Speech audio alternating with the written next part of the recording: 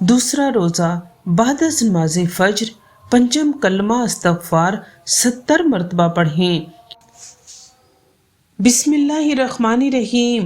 استغفر اللہ ربی من کل ذنب اذنبتہ عمدا او خطاء سرا او علانیۃ واتوب الیہ من الذنب الذی اعلم ومن الذنب الذی لا اعلم انک انت علام الغیوب وستار العیوب وغفار الذنوب ولا حول ولا قوۃ الا باللہ العلی العظیم۔ بعد از نماز ظہر سورہ فاتحہ 40 مرتبہ پڑھیں۔ بسم اللہ الرحمن الرحیم۔ الحمد للہ رب العالمین الرحمن الرحیم مالک یوم الدین ایاک نعبد و ایاک نستعین اہدنا الصراط المستقیم صراط الذین انعمت علیہم غیر المغضوب علیہم ولا الضالین۔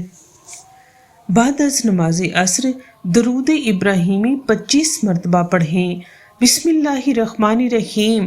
اللہم صلی علی محمد وعلی آل محمد کما صلیت علی ابراہیم وعلی آل ابراہیم انک حمید مجید۔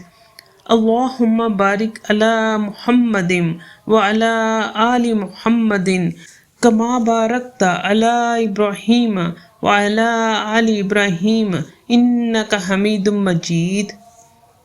بعد از نماز مغرب یا وہاب 133 مرتبہ پڑھیں۔ بعد از نماز عشاء صلاۃ التسبیح 4 رکعت نفل پڑھیں۔ تسبیح یہ ہے: بسم اللہ الرحمن الرحیم، سبحان اللہ والحمد للہ ولا الہ الا اللہ واللہ اکبر۔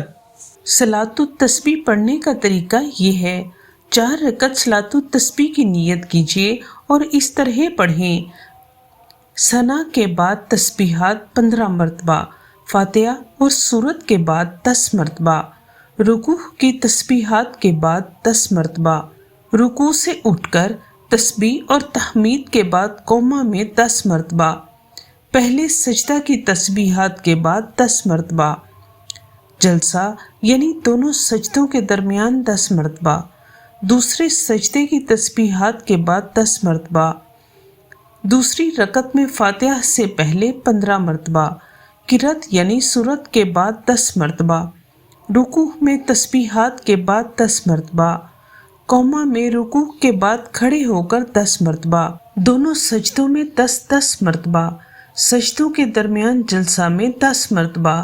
اسی طرح تیسری اور چوتھی رکعت پڑھیے، ہر رکعت میں 75 مرتبہ اور تمام رکعتوں میں 300 مرتبہ پڑھیں۔ اگر کسی جگہ تسبیح پڑھنی بھول جائیں تو اس سے اگلے رکن میں گنتی پوری کر لیں۔